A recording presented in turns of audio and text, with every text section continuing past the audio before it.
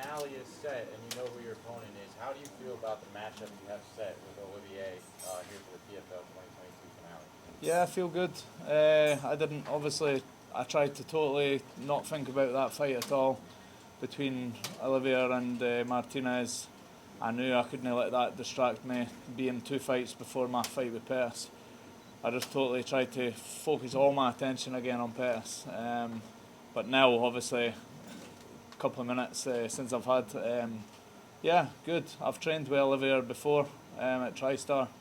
He's a good fighter, and yeah, I'm looking forward to it. Thank you. Stevie, hey, was there anything that surprised you over the course of this fight? Obviously, you found a finish in the first one. This went to the scorecards. What did Anthony bring that was new that maybe you didn't see coming? The only thing I was surprised with was the fact he never tapped to the north-south choke. It felt so tight. I get that. I land that in the gym. I know, obviously, fight landing it in the gym and landing it, but I was sure he was going to go to sleep. I squeezed. I kind of gassed myself out a little bit though. I burnt my arm out a little bit, but I was sure it was on. So, but yeah, apart from that, not really. You know, I know he's a good fighter. He landed some good shots. Everything was expected. Now, obviously, celebration is in full swing tonight. What do you plan on doing once you leave the arena? To be honest, I've not even thought about it. I'll probably, I mean, the same as the last time probably. I'm not much of a drinker, so celebrate with a pizza probably. Food's my go-to for celebration, so yeah, I'll chill for a bit. I think I'd spew everywhere if I ate a pizza now, but yeah, I'm going to chill for a bit. Maybe get a pizza and then I'll maybe get a couple of drinks on the plane home tomorrow to make the flight a bit easier. And lastly, for me, do you dedicate this win to anybody? Yeah, I'd like to try and dedicate that fight to all the war veterans. I'm not much a reader, but I've read. I've been getting into like reading books, and I've read some of Ant Middleton's books and Ollie Ollerton, some of the kind of war veterans and stuff, and it kind of helps me get through the fight as well, because as scary as going in the cage and fighting, I always just remember myself like how scary it must be for them to go onto a battlefield and possibly die. It just helps me get through a fight. I'm like, you know what, it doesn't matter how scary the fight is and all the nerves and anxiety, I know that after it, win, lose or draw, I still get to go home to my family. So yeah, just because I've read some of those books, maybe thinking it to them. Very good, Steve. Stevie, you've been on your journey has been talked about for so long, and now that you're going to the finals, personally, what does this win fully mean to you, to everything you've been through so far in your life? Well, it's funny because James, my coach, was just asking me like what I'm thinking about and what I wanted to post up on my social media. And even though I've just beat Anthony Pettis twice within 6 weeks, you would think that would be the top. But to be honest, I've got a little bit of an emotional thing with what happened to me 2.5 years ago. I won the biggest fight in my career at that time, beating Michael Johnson in Singapore. Signed a new 4-fight contract with the UFC, and then a little while later, my career came kind of crashing down. I was told by the doctor that I should never fight again. I was then released by the UFC, and I was a bit getting a wee bit emotional. I was a wee bit depressed when I've put 12 years of my life trying to get to the top of the thing to provide for my family, to then get told that, like I said, off the biggest win in my career. And not even just that, it's what I've had to overcome in the 2.5 years to then get back in the cage. Because I did have injuries, but it just shows what I've just done in the last year, that, you know, I could have got taken care of better. Because here I am, I've just fought 3 times in 4 months, and I'm now 1 fight away for the $1 million and the world title. Sorry, that was quite a long one, but yeah, just it's been a roller coaster the last 3 years in my life. Hey, Jack, go ahead. You have a question? Well, that's a question. I was actually going to say something similar. you know, the roller coaster journey. You know, one win away from the $1 million. Kind of just answered it there, but I mean, how does it feel to be one fight away from potentially changing your life and your family's life? The way I see it, PFL have already changed my life. I've just beat Anthony Pettis, the former world champion, twice within 6 weeks. So, you know, even if I didn't go and win the million, obviously the money is life-changing. But, I mean, I've made a decent amount of money in the last 4 months because I've been so active. Not quite what the guy I just beat twice has made for what I've seen, but I mean, he's a legend, he deserves it. But yeah, I'm wanting. I'll be telling Peter I want a pay rise after I've beat him twice now. I want some Anthony Pettis money. Three fights in such a short space of time. Are you looking forward to having a little bit of a layoff now before the finals? Oh yeah, like the PFL is special, man. Like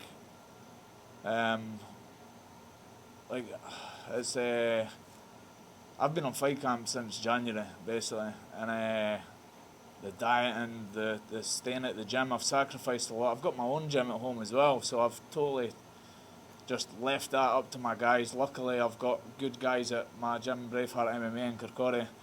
I've got a good amount of students kind of taking that over. I'm then living in the gym I train at, higher level MMA. But I mean, I've been staying in the gym in Bathgate away from my family at least 4 nights a week, and I've totally forgot the question now. But yeah, just the amount of dedication that I've had to put in, just hard work and sacrifice, and yeah, I think that's what makes the difference and why I am in the final. Could you let us know, like obviously you were talking a bit about your depression battle a little bit there. Was the lowest moment when you had to tell people your career was over in 2020, or what was the lowest moment in that battle for you? Well, I remember my manager phoning me, and it was over the space of a few weeks. You know, he was wanting me to maybe sign me somewhere else. This is after signing the 4-fight deal. So it was a new 4-fight deal I signed after beating Michael Johnson. And then there was the talks of, would you want to go elsewhere? And I'm like, well, no, really. I'm happy where I am. And then I got offered a fight. And then I didn't have a US visa in time, and then supposedly that was an issue, which again I've proved wrong. I've got a 4-year US visa, and I'm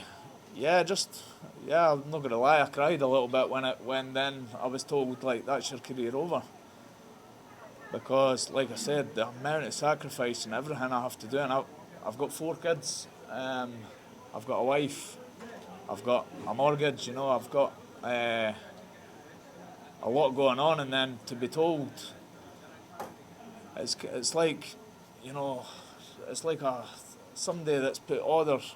I'm trying to think of an example, but it's like a fireman being told he's not allowed to be a fireman anymore. It's like, what do you do with your life? I'm not really good at fighting.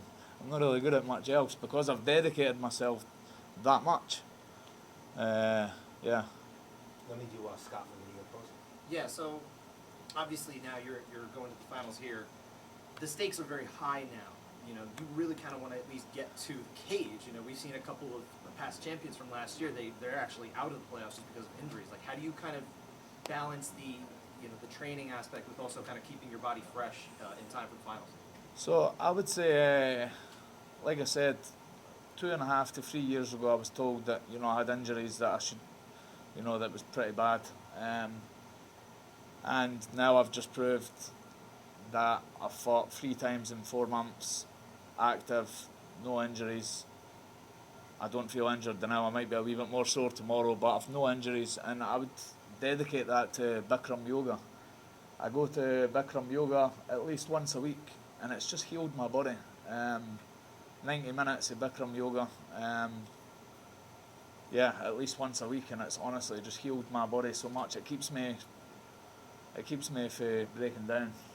So I recommend, if anybody's not tried Bikram yoga, because I've done yoga for about between 7 and 10 years, but the Bikram yoga, the hot 90 minutes, is life changing, and it's really helped my career. Beautiful. Amy, go ahead. Hi, Stevie. You know, a lot of people on Twitter are talking about what's next for Anthony Pettis after this loss again to you. Having been in there 3 rounds with him, do you feel like he still has a lot of fight left in him? And how do you feel about people telling another fighter that their career is over after you've just spoken about that?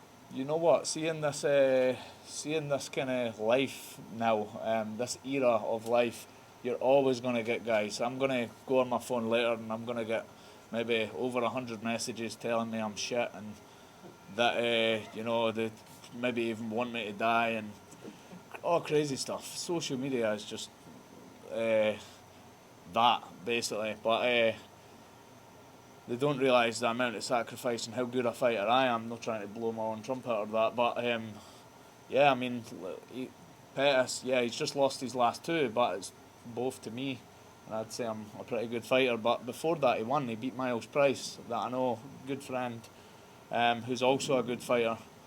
And just look at what he's done. But that being said, like, I'm sure he's pretty rich. He probably doesn't have to fight. So he's got kids. I would maybe say that maybe he should look to go down a different kind of avenue. I mean, I'm sure he's got his own promotion, he's got his own management. Pretty good looking guy. And yeah, I'm sure he gets married in November.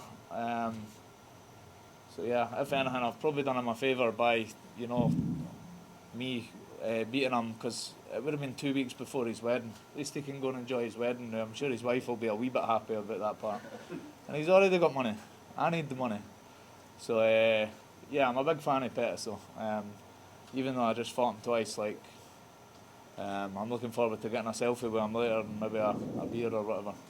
We got one more question, and Stevie's got to get out of here. So go. So Olivia talked about, you know, getting a little vacation, a little time coming up before the finals in November. You got anything personal you're doing yourself in that time, or just gonna spend some time with the family? I'm going back to the hotel, and me and James will go start the training camp tonight. Nah, we're kidding. Yeah, I mean, if the rumours are true and we've got a wee bit more time to the final, I think, which I'm a wee bit happy with, because the last while, like I said, it's just been fight camp. I even felt guilty after the first Pettis fight, because I had booked a 4-day holiday to Venice in Italy, and then I thought the fight was a wee bit later, and then it was like 6 weeks. So yeah, it was hard to enjoy having a drink, and I'm fighting in 5 weeks. So yeah, just I've not got any plans. I'd maybe like to go on a family holiday. I'm still waiting on the kids' passports. So yeah, maybe just a quick week away somewhere, relax, and then right back to work, because you know this is the biggest part now. You know, I've just beat Pettis twice, but this is now the most important one. Thank you, guys. Thank you, Steve. Thank you.